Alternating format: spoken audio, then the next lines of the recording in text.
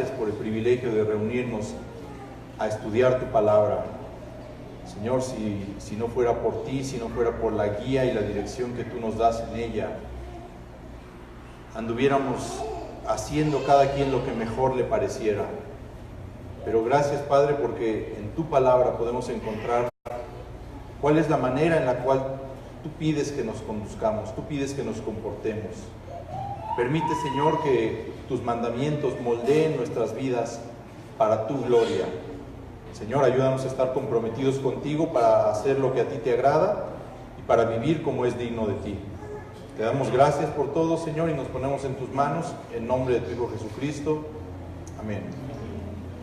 Bien, hermanos, pues el día de hoy vamos a hacer una pequeña pausa en nuestro estudio del Evangelio de Juan y vamos a estar estudiando un pasaje en el libro, en la epístola de los Efesios. Vamos a ver un pasaje muy importante, muy interesante, y antes de entrar en ello, yo quisiera que viéramos una breve introducción a esta epístola.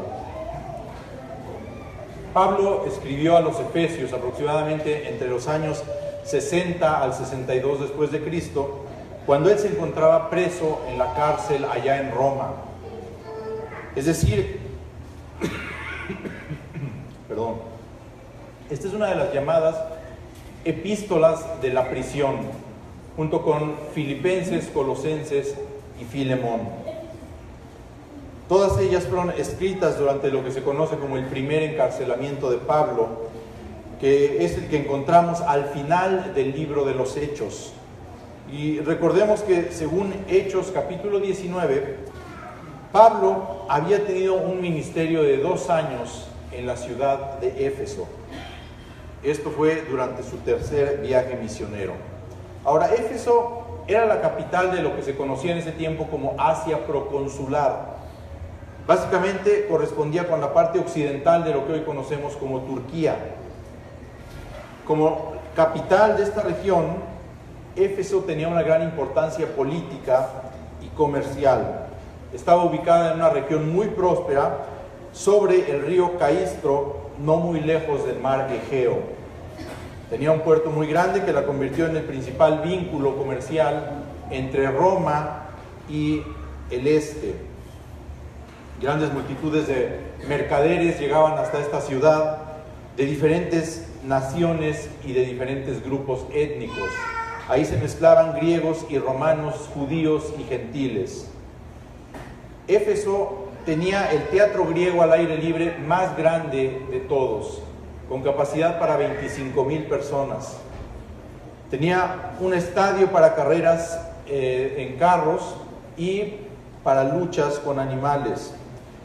Pero sobre todo, Éfeso se jactaba de ser el lugar donde se encontraba una de las 7 maravillas del mundo antiguo. Era el gran templo de Diana o Artemisa. Este templo originalmente fue construido alrededor del año 550 a.C. Su construcción obviamente demoró muchos años y fue destruido por un incendio provocado intencionalmente en el año 356 a.C., según se dice, coincidiendo con la noche en la que nació Alejandro Magno. Este templo fue reconstruido tras la muerte de Alejandro, después del año 323, y estaba en pie en tiempos del Nuevo Testamento. Finalmente fue arrasado por los godos en el año 262 después de Cristo, y debido a que para esas fechas ya la mayoría de la población se había convertido al cristianismo, hubo poco interés en reconstruir este templo pagano. Debido a esto, solamente han llegado hasta nuestros días unas cuantas ruinas de lo que fue una imponente construcción para su tiempo. Actualmente hay un proyecto para reconstruir ese templo. Estaba hecho de mármol blanco y se dice que medía 115 metros de largo, 55 de ancho, y tenía 127 columnas, cada una de 18 metros de alto. En su interior había un altar de 32 metros de largo por 22 de ancho, y estaba dedicado a la diosa Diana o Artemisa. Era un templo 4 veces más grande que el Partenón de Atenas. La estatua de Diana o de Artemisa se dice que había descendido del cielo según la creencia de aquellos tiempos. Y además de esa estatua, el templo guardaba una infinidad de tesoros que de hecho convertían a este lugar en el Banco de Asia.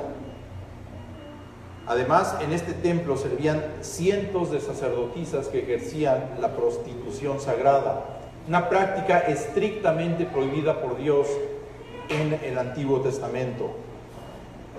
Según los que practicaban esto, decían que mediante la unión carnal de los fieles y las sacerdotisas, se simulaba ritualmente la unión del cielo con la tierra, la unión de la divinidad con la humanidad, y de esta manera se provocaba la fecundidad. Entonces Pablo llega a esta ciudad tan llena de paganismo para predicar brevemente el Evangelio durante su segundo viaje misionero y tratar de contrarrestar este tipo de pensamiento, este tipo de influencias que hacían que esta ciudad viviera de una manera totalmente pagana y perdida. Sin embargo, durante su tercer viaje misionero, Pablo permaneció en esa ciudad durante 2 años,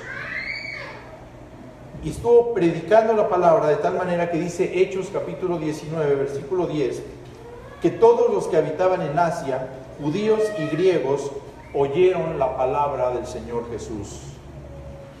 Poco antes de que Pablo se fuera de aquel lugar, los artesanos que ahí trabajaban, quienes vivían de vender templecillos o reproducciones en miniatura del templo de Diana, organizaron una revuelta en contra del apóstol porque decían que debido a la predicación del Evangelio sus ventas estaban disminuyendo y tenían miedo de que la religión que ellos practicaban perdiera adeptos.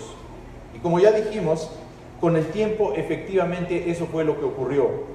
El cristianismo desplazó al culto a la diosa Diana en aquel lugar. Ahora, a Dios le plació establecer en Éfeso una iglesia fiel, una iglesia a la cual el apóstol Pablo le escribe para animarlos a vivir para Dios en medio del paganismo que les rodeaba. Esta carta está claramente dividida en 2 secciones. Los primeros 3 capítulos son capítulos doctrinales que explican lo que somos en Cristo.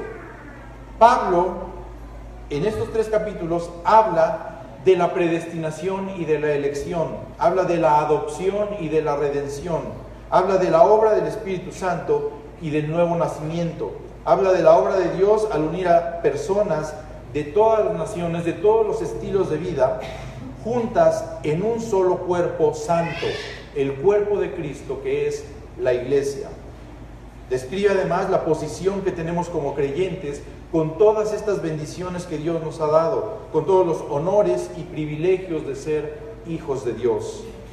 Esta primera sección es tan rica que Pablo termina el capítulo 3 con una doxología, es decir, dándole la gloria a Dios, y él dice al final del capítulo 3, y a aquel que es poderoso para hacer todas las cosas, mucho más abundantemente de lo que pedimos o entendemos, según el poder que actúa en nosotros, a Él sea la gloria en la iglesia, en Cristo Jesús, por todas las edades, por los siglos de los siglos.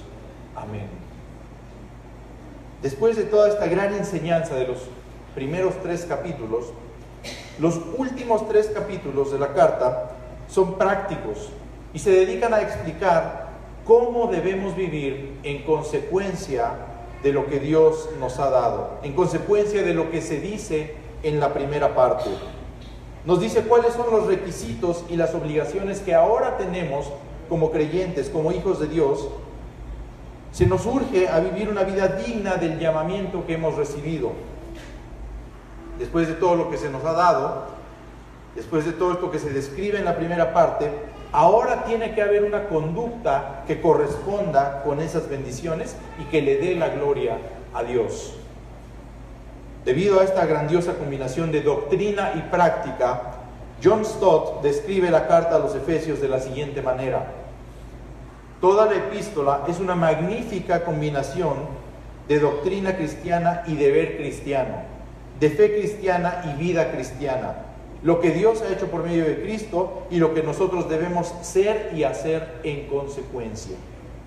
Entonces, en esta mañana vamos a ver algunas de las cosas que el apóstol Pablo dice que deben estar presentes en nuestra vida como consecuencia de ser cristianos, para que evaluemos cómo está nuestro testimonio. Vamos a leer el pasaje en Efesios capítulo 4, versículos del 1 al 3. Pónganse de pie para leer la palabra de Dios, por favor.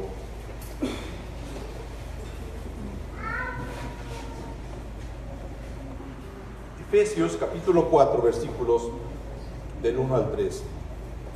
Yo pues, preso en el Señor, os ruego que andéis como es digno de la vocación con que fuisteis llamados, con toda humildad y mansedumbre, soportándoos con paciencia los unos a los otros en amor, solícitos en guardar la unidad del Espíritu en el vínculo de la paz. Tomen asiento, por favor, hermanos. Vamos a dividir el pasaje en dos partes. En la primera de ellas vamos a ver el llamado que tenemos a mantener un buen testimonio. Y en la segunda parte vamos a ver algunas de las características de un buen testimonio. Así que vamos a la primera parte. El llamado a mantener un buen testimonio, Efesios capítulo 4, versículo 1. Pablo comienza en el versículo 1 diciendo: yo pues. Esta conjunción pues es muy importante aquí, ya que indica que Pablo está comenzando la conclusión lógica de todo lo que acaba de decir en los primeros 3 capítulos. Está pasando de las verdades propositivas a las verdades prácticas, de la doctrina al deber, de los principios a la práctica. Es como si estuviera diciendo: como consecuencia de todo lo anterior, como consecuencia de todo lo que acabo de decirles, hay que hacer esto. Esto indica que la base de lo que va a decir o va a ordenar a continuación es todo lo que dijo antes. Como consecuencia de todas las riquezas que tenemos en Cristo, como consecuencia de todo lo que Dios ha hecho por nosotros, como consecuencia de las bendiciones recibidas, entonces Pablo puede ordenar cómo debemos vivir para Dios, para la gloria de Dios, en agradecimiento a lo que Él ha hecho por nosotros. Pablo continúa diciendo: yo pues, preso en el Señor. El apóstol se describe a sí mismo como preso en el Señor. Esto nos indica que él estaba encarcelado. Esta epístola, como ya dijimos, fue escrita desde Roma, cuando Pablo estaba en la cárcel esperando ser juzgado por el César. No estaba preso por haber cometido algún crimen, sino por predicar la palabra de Dios, por vivir fielmente para la gloria del Señor, dando testimonio de la diferencia que hace el Señor en la vida de una persona. Él sabía lo que significaba pagar el precio de ser fiel al Señor, y estaba dispuesto a hacerlo antes que volverse atrás, antes que renunciar a su cristianismo. Aunque las circunstancias físicas del apóstol Pablo en esos momentos parecían extremadamente difíciles y negativas desde el punto de vista humano, él quería que sus lectores supieran que eso no cambiaba para nada el compromiso que tenía con el Señor, ni la confianza que tenía en el Señor. Todo esto le confería la autoridad moral para ordenar que también nosotros nos comportemos cristianamente sin importar cuál sea el precio que debamos pagar por ello. Ahora bien, a pesar de las circunstancias físicas de Pablo, tenemos que reconocer que él no se convirtió en preso del Señor cuando fue puesto en la cárcel. Él se volvió un prisionero del Señor desde el momento que se convirtió al cristianismo, cuando iba camino a Damasco, y siguió siéndolo el resto de su vida. Ya fuera que físicamente estuviera libre o no, él era preso en el Señor. Todo lo veía desde la perspectiva del Señor, buscaba los intereses del Señor, vivía conforme a los estándares del Señor, proclamaba la palabra del Señor. Todo lo que hacía, lo hacía para el Señor. En todo sentido, él estaba preso en el Señor y nunca procuró librarse de esa prisión. Pablo entonces nos ruega andar como es digno de la vocación con que fuimos llamados. La palabra ruego tiene la idea de llamar a alguien al lado de uno, ya sea para apoyarlo o para que nos apoye. Es una palabra que denota una gran carga emocional. En este caso, no era una simple petición, sino una imploración del apóstol Pablo. Él no estaba haciendo una sugerencia, no les estaba diciendo a sus lectores que lo que viene a continuación es algo opcional. Él realmente quería que todos los discípulos anduviésemos como es digno de la vocación con que fuimos llamados. Ahora, la palabra andar en el Nuevo Testamento con frecuencia se refiere a la manera en la cual debemos vivir diariamente. La palabra digno se refiere a algo que tiene dignidad o valor, pero esa dignidad debe ser correspondiente a la posición que uno tiene. La balanza entre la doctrina y la práctica tiene que estar equilibrada. Dice el pastor Martin Lloyd-Jones que no debemos poner todo el peso en la doctrina dejando fuera la práctica, ni tampoco hacer lo contrario, porque esto produce desbalance y asimetría. Sin embargo, lograr el debido equilibrio no es fácil. Algunos cristianos tienden a ser más intelectuales. Les encantan los libros cristianos, disfrutan del estudio de las Escrituras, se deleitan en la exposición de los grandes pasajes doctrinales de la Biblia, y esto por supuesto es bueno. Por la forma en la cual Pablo expone la doctrina en los primeros 3 capítulos, podemos ver que él mismo también se deleitaba en la doctrina. Pero no debemos quedarnos solamente con la doctrina. Es muy importante y necesario enfocarnos también en la práctica, en la aplicación de la palabra de Dios a nuestras vidas, permitiendo que sea la palabra la que moldee la forma en la cual nos conducimos, la forma en la cual desarrollamos nuestro trato diario con nuestros semejantes. Por el otro lado, están los cristianos que están más orientados hacia la experiencia. La doctrina no les interesa tanto, pero se fascinan con los dones espirituales, con la práctica de los mismos, con la enseñanza con respecto a la conducta de los diferentes miembros de la familia. La parte doctrinal les parece seca, les parece impráctica.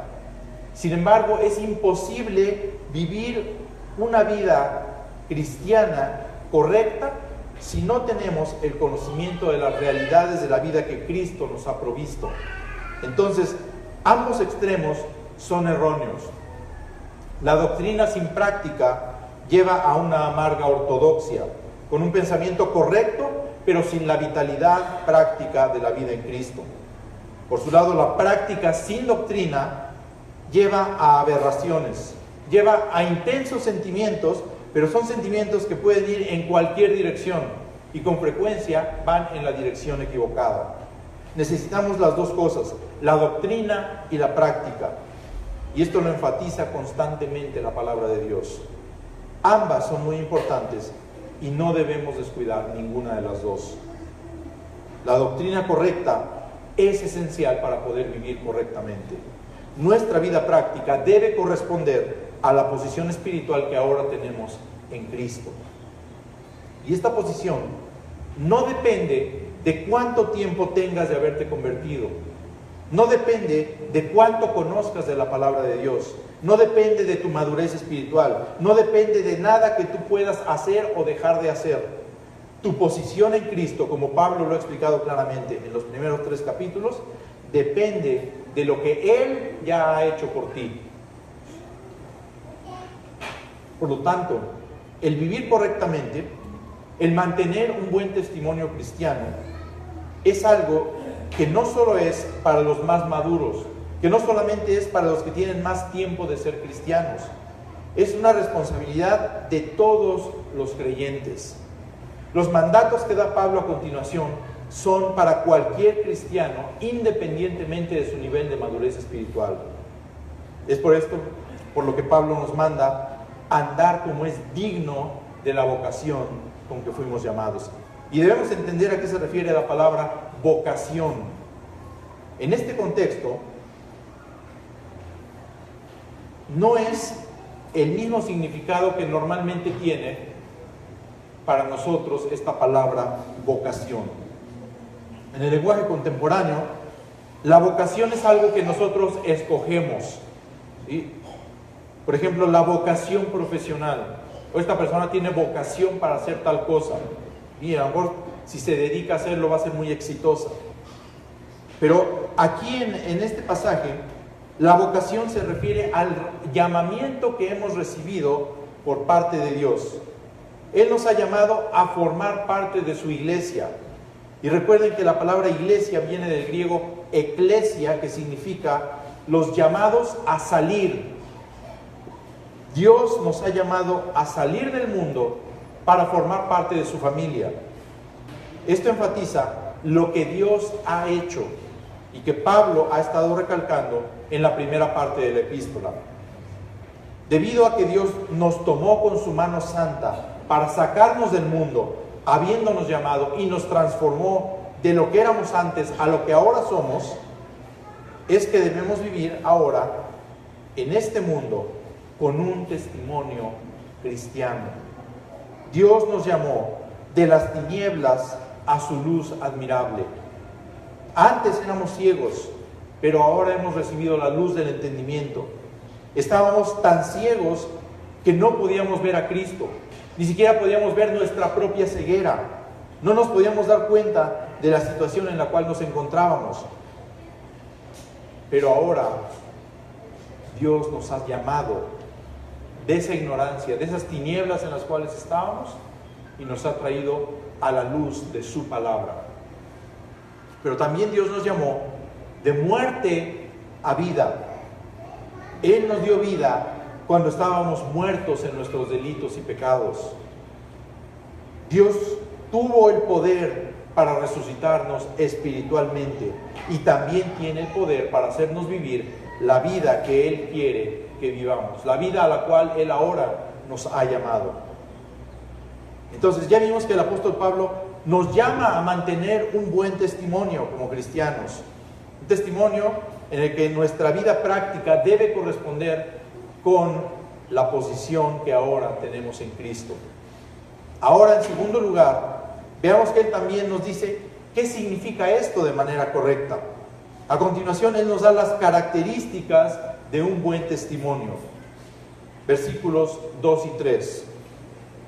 En el versículo 2, el apóstol Pablo comienza a enlistar cuáles son algunas de las cosas que deben caracterizar la vida de una persona que está en Cristo.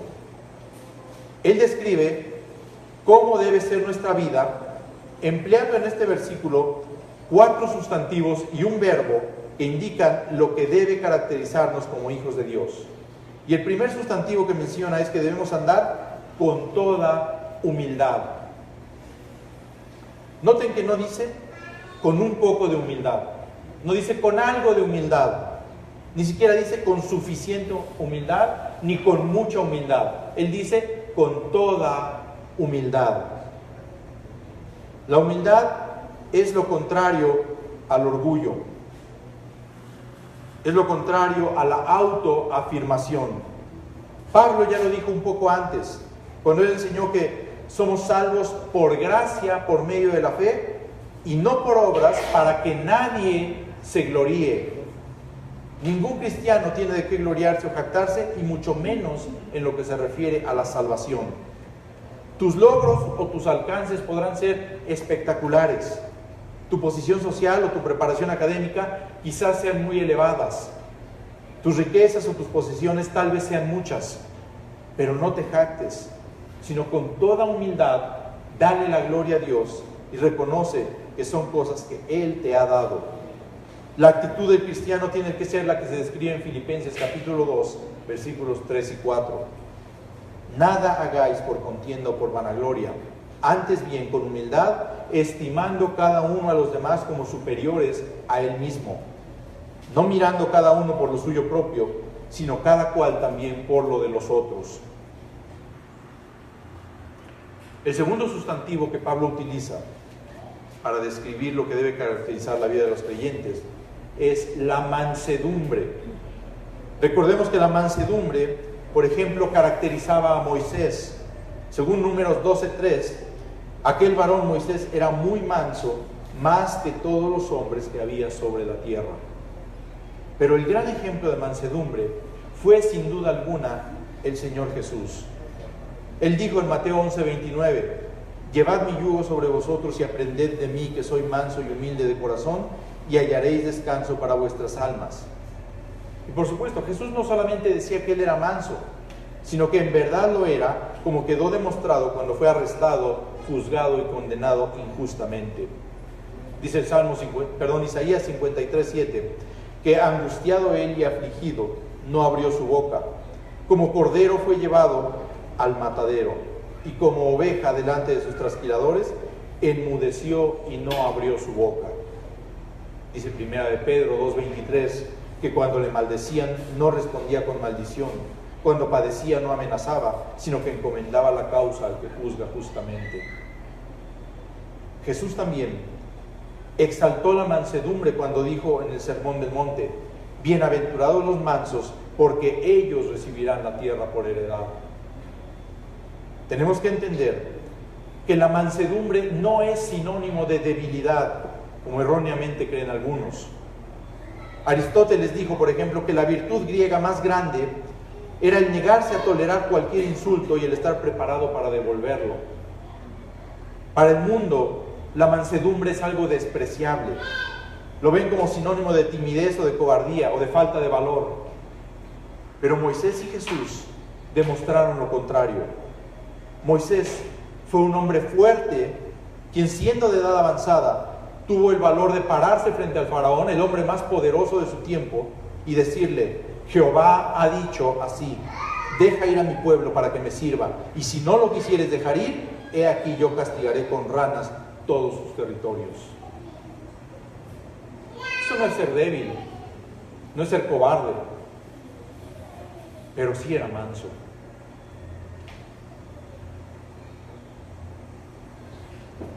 Por su parte, Jesús siempre mantuvo la firmeza y dignidad frente a sus enemigos. Siendo Dios mismo, no podemos decir que era débil, pues Él es todopoderoso. Simple y sencillamente, con mansedumbre, decidió voluntariamente no utilizar su poder para defenderse a sí mismo. Ahora bien, la mansedumbre va de la mano con la humildad. Una persona orgullosa no puede ser mansa. Para ser manso se tiene que ser humilde. Es más, la mansedumbre es una de las señales más confiables de que la persona es humilde. Una persona que no es mansa es una persona que no es humilde. A continuación tenemos el verbo que Pablo utiliza para describir cuál es la actitud que debe caracterizar a los hijos de Dios. Dice, soportándoos los unos a los otros. Esto habla de una acción recíproca que debemos hacernos todos unos a otros, no solamente con algunos, sino con todos. Y el mandato es para todos los cristianos y para practicarlo con todos los cristianos. La persona que soporta a las demás es aquella que está dispuesta a aguantar a quienes la ofenden, critican o molestan. Lo hace sin enojarse, sin ofenderse, sin desquitarse. Es la persona que está dispuesta a pasar por alto las ofensas recibidas. Dice Proverbios 19:11, que la honra del hombre es pasar por alto la ofensa. Qué diferente de la enseñanza de Aristóteles, quien exalta el desquite, la venganza. Quien soporta a los demás está dispuesto a cubrir los pecados de otros, no en el sentido de justificarlos o de excusarlos, ni mucho menos de alabarlos o exaltarlos, Es la persona que se niega a hacer un chisme con los pecados de otros, divulgándolos más allá de lo estrictamente necesario para traer a esas personas al arrepentimiento. Es la persona que sufre las pruebas que vienen como resultado de la conducta poco caritativa de otros cristianos hacia él. Es la persona que recibe el abuso de otros al mismo tiempo que continúa amándolos. Qué difícil nos resulta esto, pero es lo que Dios pide de nosotros. Debemos demostrar un estilo de vida superior al del mundo. Tenemos que soportar a nuestros hermanos, quienes a veces y en ocasiones con frecuencia pecan contra nosotros. Noten que también Pablo emplea un tercer sustantivo que dice, ¿cómo debemos hacer soportarnos los unos a los otros? Dice, con paciencia. La paciencia es algo que toma tiempo en desarrollarse. La principal forma de desarrollar la paciencia es a través del sufrimiento. Se cuenta la historia de un hombre que en cierta ocasión le pidió a un pastor que orara por él para que el Señor le diera paciencia. Inmediatamente este pastor comenzó a orar a Dios pidiéndole que mandara grandes tribulaciones a la vida de esa persona. Él, preocupado, interrumpió la oración del pastor diciéndole que eso no era lo que le había pedido. Pero el pastor respondió, ¿que nunca has leído Romanos 5:3? Y no solo esto, sino que también nos gloriamos en las tribulaciones, sabiendo que la tribulación produce paciencia. El pastor oraba para que el Señor le enviara tribulaciones por medio de las cuales aprendiera la paciencia. La paciencia no llega automáticamente. La paciencia tiene que ejercitarse. Y el máximo ejemplo de paciencia que tenemos es Dios mismo. Él soporta pacientemente nuestras fallas, nuestras ofensas, nuestras rebeliones, nuestros pecados, nuestros errores. Dice 2 de Pedro 3:9 que el Señor no retarda su promesa según algunos la tienen por tardanza, sino que es paciente para con nosotros, no queriendo que ninguno perezca, sino que todos procedan al arrepentimiento. Y noten cómo se le llama a Dios en Romanos 15:5. Pero el Dios de la paciencia y de la consolación os dé entre vosotros un mismo sentir según Cristo Jesús. Si Dios ha tenido tanta paciencia para con nosotros, también nosotros debemos ser pacientes en soportar a nuestros hermanos. En quinto lugar, Pablo agrega un cuarto sustantivo que describe lo que debe caracterizar la vida del creyente, particularmente en cuanto al soportarnos unos a otros.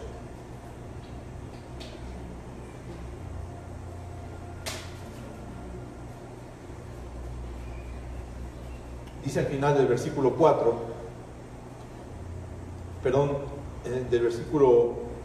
2, que esto debe hacerse en amor. En amor. Es el amor lo que nos permite aguantar o soportar a los hermanos con paciencia. La persona que es intolerante e impaciente con los demás es una persona que no ama. Dice Proverbios 10:12, el odio despierta rencillas, pero el amor cubrirá todas las faltas. Una persona que constantemente está teniendo conflictos con los demás es una persona que muy probablemente esté llena de odio. Y ese odio es lo que hace que despierten las rencillas. En cambio, la persona que ama pasa por alto las faltas. Pedro lo dijo de la siguiente manera en su primera epístola, en el capítulo 4, versículo 8. Y ante todo, tened entre vosotros ferviente amor, porque el amor cubrirá multitud de pecados. Como ya dijimos, cubrir los pecados no significa darle poca importancia al pecado cometido en contra de Dios, sino darle poca importancia al pecado cometido en contra tuya. Por supuesto, todos los pecados son en contra de Dios, pero cuando el pecado se ha cometido también en nuestra contra, lo que tenemos que hacer es pasar por alto la ofensa, orando al Señor que perdone al ofensor y por supuesto perdonándolo nosotros también. Solamente el amor ágape puede hacer esto, porque solamente el amor ágape puede dar continua e incondicionalmente. El amor eros es esencialmente el amor por uno mismo, puesto que tiene cuidado por los demás solo por lo que puede obtener de ellos. Es un amor por interés. El amor filia ama a los demás recíprocamente. Es un amor que da en tanto que recibe. En cambio, el amor ágape es un amor no egoísta y sin condiciones que voluntariamente da, sea que reciba o que no reciba algo a cambio. Es el amor que está dispuesto a cumplir el mandato del Señor cuando dijo: amad a vuestros enemigos, bendecid a los que os maldicen, haced bien a los que os aborrecen y orad por los que os ultrajan y os persiguen. En el versículo 3, Pablo agrega otra actitud que debe caracterizar a los hijos de Dios: solícitos en guardar la unidad del Espíritu en el vínculo de la paz. Aquí el apóstol emplea otro verbo, pero calificándolo con un adjetivo, y emplea además otros dos sustantivos, y cada uno de ellos va acompañado de otro sustantivo que lo especifica aún más. El mandato básico aquí es que debemos guardar la unidad. De hecho, la unidad es el tema de los siguientes 13 versículos de la epístola. Debemos ser uno porque, como dice Pablo en la sección que viene a continuación, hay un cuerpo y un espíritu, como fuisteis también llamados en una misma esperanza de vuestra vocación. Un Señor, una fe, un bautismo, un Dios y Padre de todos, el cual es sobre todos y por todos y en todos. Noten que esta unidad de la que Pablo habla y la cual nos ordena guardar es la unidad del Espíritu. Eso significa que es una unidad que el Espíritu Santo ya nos ha dado como cristianos. Lamentablemente, nosotros somos muy dados a destruirla, debido a que nuestro orgullo, nuestras ideas denominacionales, nuestras luchas pecaminosas por alcanzar o mantener una determinada posición, nos llevan a destruir esa unidad que el Señor quiere que mantengamos. Pero el mandato es que debemos ser solícitos en guardar la unidad, es decir, debemos hacer todo esfuerzo necesario por mantenerla. La palabra que se traduce solícitos significa hacer rápido, hacer lo mejor posible, estar ansioso por, ser diligente. Entonces, ser solícitos en guardar la unidad del Espíritu debería ser una preocupación constante de cada creyente. Como lo he dicho en otras ocasiones, no se trata de unirnos ecuménicamente con otras denominaciones. De lo que Pablo está hablando es de la unidad interna y universal del Espíritu, por medio de la cual todo verdadero creyente está vinculado a todos los demás verdaderos creyentes. La unidad del Espíritu que obra en las vidas de cada creyente no viene de afuera, es algo interno que se manifiesta por medio de las cualidades internas de humildad, mansedumbre, paciencia y amoroso soportarnos unos a otros. La unidad espiritual no es creada ni puede ser creada por la iglesia, ya ha sido creada por el Espíritu. Como lo dijo Pablo en 1 Corintios 12:13, porque por un solo Espíritu fuimos todos bautizados en un cuerpo, sean judíos o griegos, sean esclavos o libres, y a todos se nos dio a beber de un mismo Espíritu. Y un poco más adelante agrega, son muchos los miembros, pero el cuerpo es uno solo. Nuestra responsabilidad como iglesia, mediante las vidas de los creyentes individuales, es preservar la unidad al andar fielmente, como es digno de la vocación con que fuimos llamados, siendo testimonios para el mundo mediante nuestra unidad. El mundo siempre está buscando, pero nunca puede encontrar la unidad.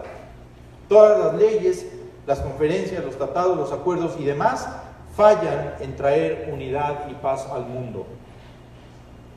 Por ejemplo, tras la devastadora Primera Guerra Mundial, las naciones, horrorizadas por lo que acababan de vivir, se organizaron para formar la Liga de las Naciones y evitar que se repitiera un suceso tan terrible en el mundo. Sin embargo, cuando la situación internacional se enturbió debido a la crisis de 1929, la Liga de las Naciones se mostró totalmente incapaz de mantener la paz, llegándose a desatar pocos años después la Segunda Guerra Mundial, que fue aún peor que la primera. Fue el conflicto bélico más grande jamás registrado. Dejó un saldo de entre 50 y 60 millones de muertos, y algunos hablan hasta de 100 millones de muertos por esa guerra. Para evitar que esto se repitiera, después de la Segunda Guerra Mundial, las naciones crearon la Organización de las Naciones Unidas. Y sin embargo, es de todos sabido que desde la creación de la ONU, decenas de conflictos bélicos en todo el mundo han seguido dejando un saldo de millones de muertos.